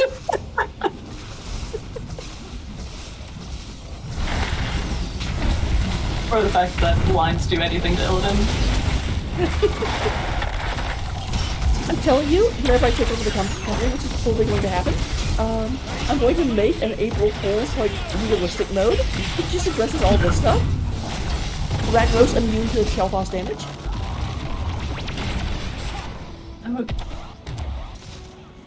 That would be delightful for about one game, and then very obnoxious. Alright, we've got both teams kind of posturing around objective once more. But both top and bot lane really push in favor of Checkbush Gangstas plus. But there we go.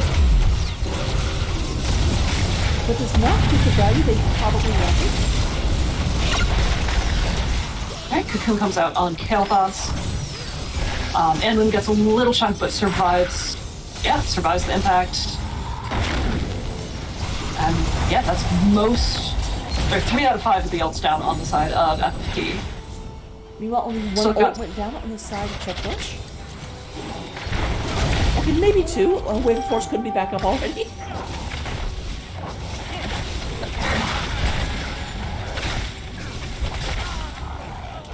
So once again, we have the Wolf Riders readying up. Their opponents are all up. But that's the problem. That's exactly what I was talking about. They're being very, very aggressive, doing very well before Illidan really fully comes online. because Illidan needs that level 16 to be able to 100 to 0 people. Serotonin, I want it. Agile, flippy, knife guy? Thank you. Yes, as well, Slappy Knife Guy, his power spike is just around the corner.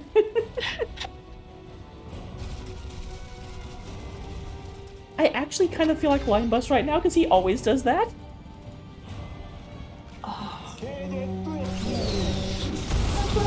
Knife Guy, oh my god. Well, that's in my brain forever.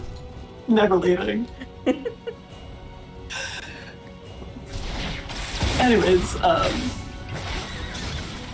Checkpush Gangstas is able to get their null camp out to be able to push mid with the objective. But looks like they're gonna focus their push in bot. They can go ahead and keep their opponents extra things to worry about, extra things to clear. And meanwhile, they're going to just tear in here. But here's the thing, on this map, and only on this map, it's very, very hard to end off of just opening one layout. It's hard but not impossible. And it's also worth noting that with boy person comes out, grab bomb gets placed, one gets saved. That fantastic aim on the part of Anduin. Or 50% luck. If it was me, it would definitely be the luck. Oh, but they actually chased too far and they actually lost the bottom keep. As well as the top keep, because obviously the people was pushing the entire time. You'll never get me out of that The 5v4 defense, not quite getting the kill. I'm guessing Anduin went double pull at 16? Yes. So, yeah, now this map, unlike most of them, the boss will heal, so you can't like slowly whittle him down over time. It's a core, not a boss. Okay, you know what? It's a boss core. It kind of is a boss core. Slappy what knife guy was it? Or what slappy knife guy? I think it's Agile snipe? Yeah. I think I said agile flippy knife guy.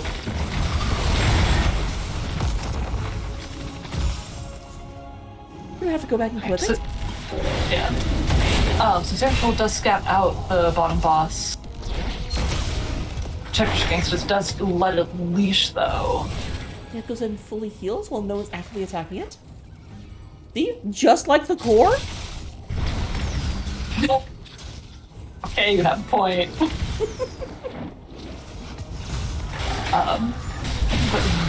But Checkpush Gangstas, or FFP is looking at this 5-man defense. Deep does get some good push in mid and does stall long enough to, or the rest of the team does stall long enough to come back down. Cocoon comes out on the Zeratul, but There we goes go down. again. But they keep doing it again that's not quite in range, I feel like. Oh, a great Deep Bomb comes out, catches at least Gazla, maybe Joe as well. Bunny Hop comes out right on top of Gazla. That is looking bad. That's exactly how you do with the combo, Might because if Yasuo can't move, or like can't focus on doing the fall of damage, it's so much easier to like negate that. However, we do have to get out of the lane down, even falls out of her mech.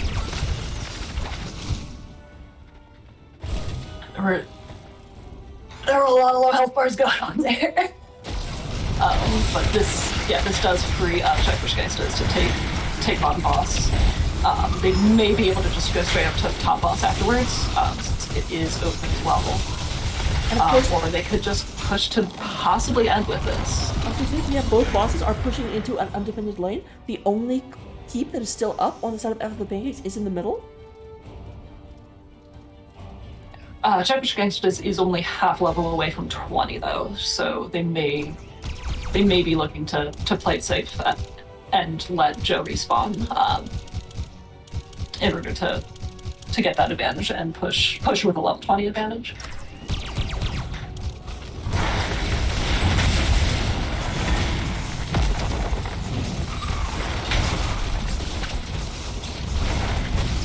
once more data split from less routine. She does have the mech though.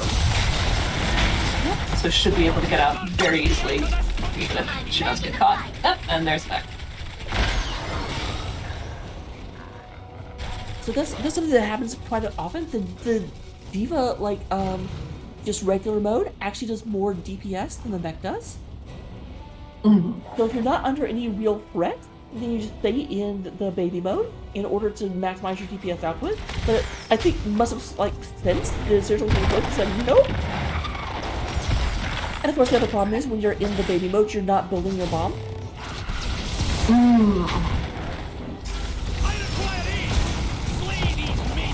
Interesting. So it looks like Check Push Gangstas is not really hard pushing with the boss.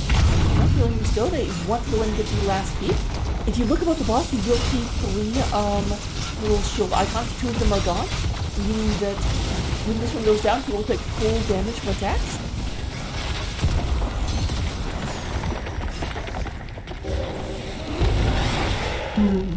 I guess overcommitting to a core push right on top of FFP while all of their ults were up would have been pretty risky. So. Especially right as they closed the talent gap and got 20.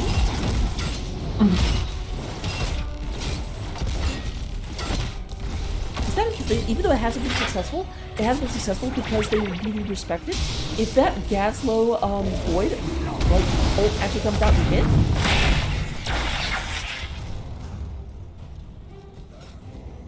because let's not forget the Dirty Bathtub did not work until abruptly it did. Very true. Very true. Also worth noting that Gaslow did take the Grab-A-Bomb upgrade at 20, so giving him a little bit more, or getting a larger Grab-A-Bomb, and a little bit more wiggle room on Zeratul diving and getting, there we go, huge amount of damage, and Li Ming just gets deleted. Yep, Li Ming actually showing Zeratul what it means to disappear?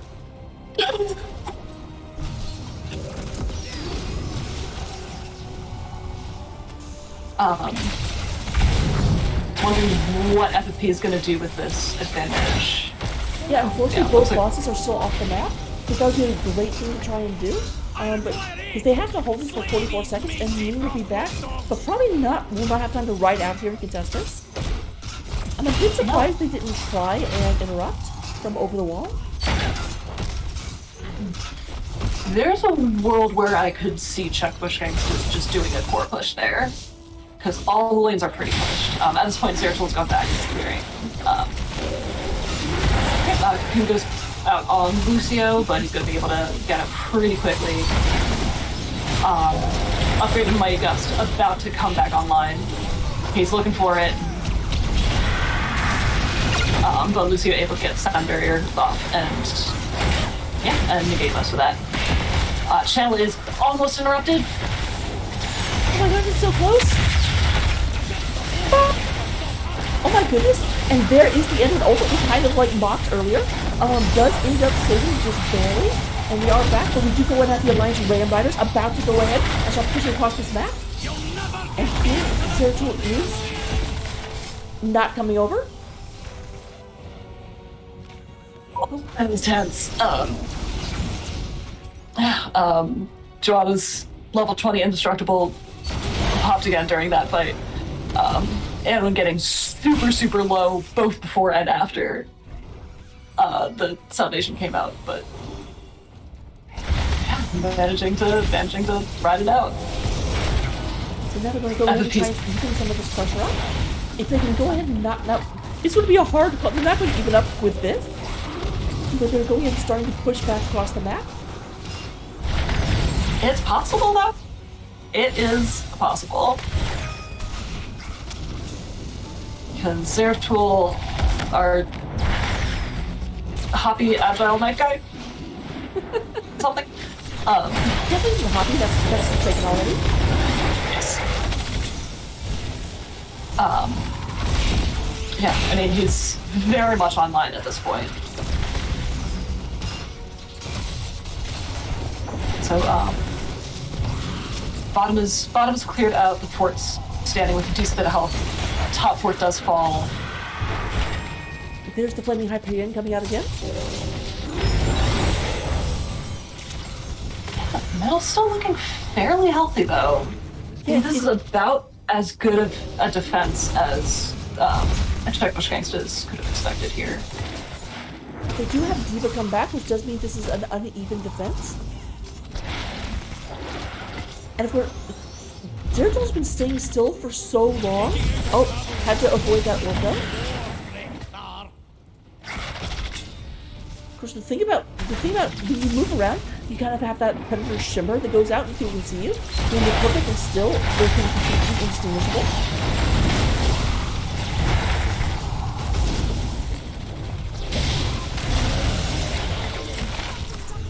Deep bomb comes out. Oh, slightly mistimed.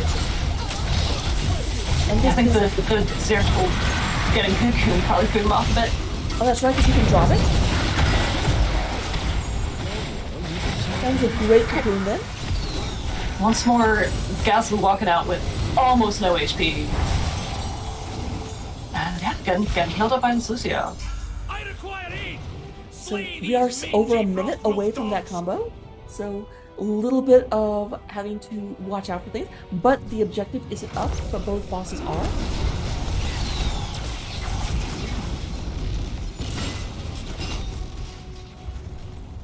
FFP kind of forced to clear out their base a little bit. It doesn't happen often, but Winions can take You know what to do. the core here. Yep, I think it takes like 20 minutes if two of the keeps are down. With 3 though, it can happen pretty, I won't say easily, but you have to be aware of it.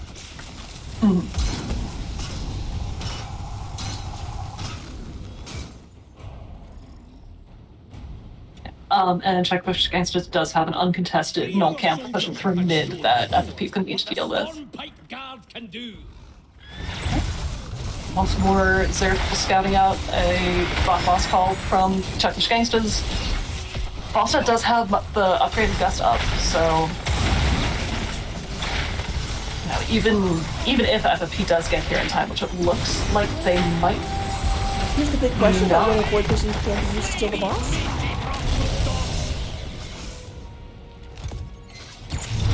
It looks like Void Prison actually affected the boss. Yeah, but wasn't the capture thing up? It was, but it was paused and kind of grayed out. Okay, so that's what I remember you used to be able to do that 100%, and I thought Blizzard changed it because the problem is Void Prison is the same size as the boss circle, so it didn't really offer much counterplay. You know what? The whole Winions thing, though, it looks like it's about to happen. Oh dear. Yeah, we've got 2 of FFP going down, so even if they do, that's just 1 Q from Halstead. That's 8. I do like the little spinning hammer there. It's kind of cool. Okay, so I'm actually gonna jump into a lobby real quick and see if we can get an interview. I will join you at in whichever lobby you end up in. It will be lobby 2 unless someone's in that one. All right. Assuming I can find it. It's up.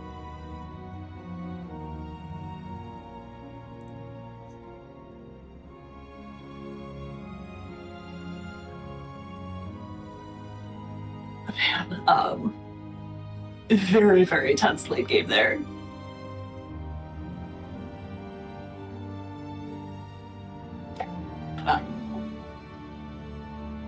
Yeah, looking at the stats. Once more, Lucio massively out-healing the Anduin, but, getting all the sound barrier shields counting towards that, and Anduin not getting credit for all of the saves. I was gonna say, yeah, you pick Anduin. I mean, I'm not saying he's a bad healer, but I'm saying you pick him for things other than his healing numbers.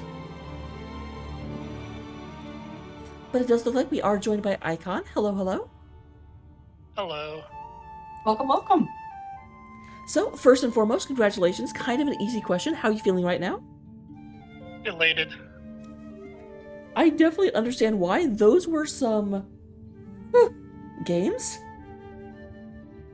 Yes. So the first question I have for you, you really, really, really seem to like the Kael'thas, and I think I actually saw was game 1 the first game you had actually not won with Kael'thas this season? I believe so. So, when it came to that, because it really felt like in game number 1, your team, and actually their team as well, but both of you were so respectful of the other team that even when you had an advantage, you almost didn't want to take it because you were too worried about overextending. Yes, our shot caller, Ja, is very alert into scenarios like that. Yelling.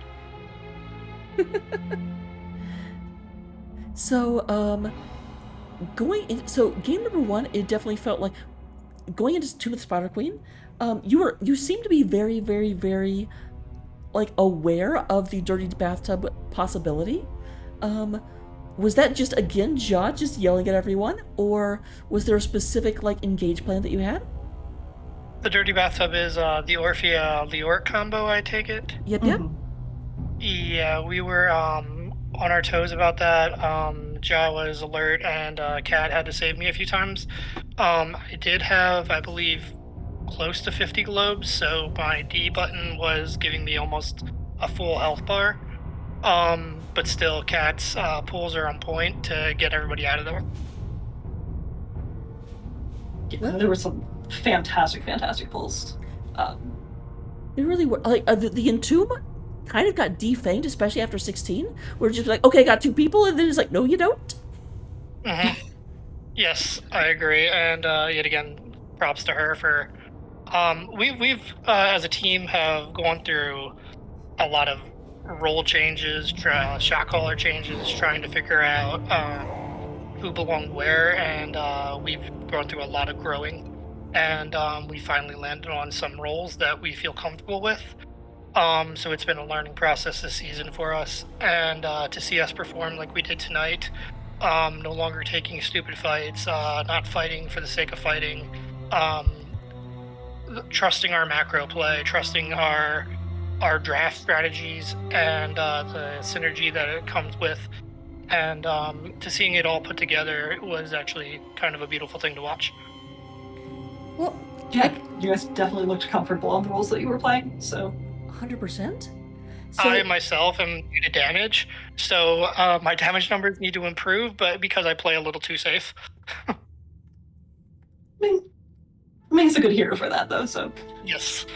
The Zeratul play on theirs was giving me a little bit of a heart attack. I do want to shout out the other team, and they put us through our paces, especially their wombo combos, and we knew damn well if we let them have that Maiev, they were going to make us regret that. We did definitely notice that being banned every game. In game number two, it felt like 2 entirely different teams playing. How did you change up your draft, and what happened? Because in game number 2, it just seemed like you were bloodthirsty and completely not the same. We decided to push our advantages, whereas in the first game, I think we didn't, and they made us pay for that. I think that we trusted ourselves a little bit better, and we were making I wouldn't say aggressive calls, but like if we have an advantage and we see their top lane, we're taking whatever's on bottom. Vice versa, we see their bottom lane, we're taking their camp top. They just gave us things that we decided that we were not going to pass up on. All right, makes absolute sense. And then game number 3 felt like game number 1 again in terms of just both teams very, very, very slowly like feeling each other out. Although at the same time, you guys definitely seemed a lot more dominant. It was not as close. Like towards the end, you got the first objective. You got all 3 forts eventually. What would you say kind of moved into game number 3 after 1 and 2? our confidence, I believe, moved in with us. We decided on strategy, and I believe, executed that strategy very well. We didn't let them dictate the map with the. They wanted to wombo combo us. They wanted to fight us. They wanted to delete us. I got deleted. I got caught in one time where I had just popped my teleport and I didn't have it, and Cat's pull was down. So they were looking to just do that, and we didn't want to let them have that. We wanted to spread them out and not fight them. Fight them on our terms. And I think we were successful in doing that. Yep. The results definitely agree with you. Those are all the questions I had. Anna, did you have anything? Questions wise, no, but I do want to shout out that one incredible Anwin pull when Gravo caught both Yuan Ming and Anubrak, and after a Gravo pull and with Anubrak and Ming just on top of each other, still managed to get the fragile Ming, and the Anubrak just survived because he's Anubrak. Yeah, that is. Yes. Oh, Kat, is that you? Yeah, because they kept yelling at me to join. Okay. Yeah, Kat is amazing. She's amazing on her healer. She has some different healers. I actually started out the season playing healer, and we found that Kat's just better on it. So, Kat, you can take it away. How do you feel? I was very annoyed first game because they were target banning me, and I'm like, oh no. That threw us off. But I think we picked it up game 2 because the main wombo combos they had, it was easy to deal with because we now had the feeling of what they were playing for from game 1. And then I know for game 2, the Deathwing pick was really helpful because they couldn't really CC Deathwing, and I believe Jaw was Deathwing, right? So he really helped zone out, which really helped. I'm really curious about game 2 because I believe with my whole heart that the Illidan ban was the correct ban there because in their past, like run the Illidan double support. We were really happy about that. We think that they tried to replace the Illidan with the Zool, and it just didn't work. Like he definitely has the clear, but he has Zool as in general compared to Illidan has less escape. So if he goes in too far, we kind of powered up on him. That's what I think was also the counter. Yeah, I mean, you were able to pick off the Zool, I forget how many times, I want to say like 5 times or something, but we're just really able to kind of yeah, because he has less escape, and until 10, Uther didn't have immunity for him, so we basically took advantage of that. Opportunities to really pile on. Mm-hmm. But I think they had a good idea, especially since on their own, Naz honestly could have pushed out really good. Because they don't even need a team fight, they can just literally have Naz Gargantua in the tower off of us, and that's also annoying. The last... Game 3, I wasn't sure about. I think the Zeratul definitely was a pain, so I was trying to, if they were going to get stuck on it, I'm sorry, they can get stuck in the Void Prism. I'm staying out so I can save people. That was my thing. And you were definitely successful in doing that. I don't think I ever saw you in a Void Prison. She got hit once, I think. It was always me. Yeah, actually, I had to leave. You were too far away. I couldn't leave you in time. But I actually got caught twice. The last one, we were incredibly lucky that Funko Fall was not caught. He almost got caught in Void Prism, but he gusted before then. So we were able to kind of like survive the Void Prism. All right, makes sense. last question I always ask someone a variant of this. Can you tell me where the name Chuckbush Gangstas comes from? I honestly don't know. I think it relies on our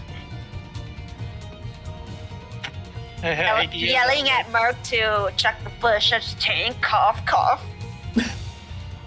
Chuck the bush, tank, you're the tank. I always ask that because That's all the yelling. some people have great stories of where they came from, and other people are like, we were just throwing names and this was seemed funny. But I always like to let people talk about that. But that's everything I had. Anna, did you have anything else?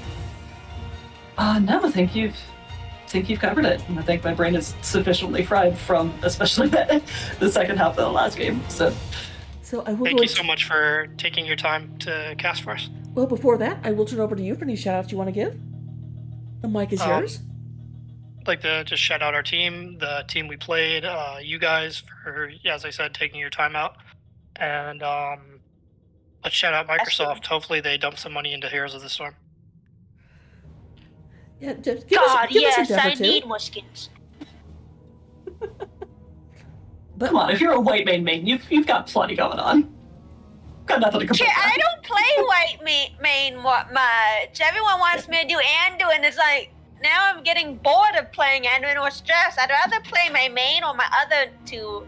And I really wish they gave cleanses. That's the only thing I wish. They gave cleanse to half the healers, because that's the unfair thing. Half the healers don't have cleanse, that's why they're not playing. That's just my pet peeve. But we will go ahead and raid over. There is another game that's probably still happening. It started about 51 minutes ago. It is... I should probably know this.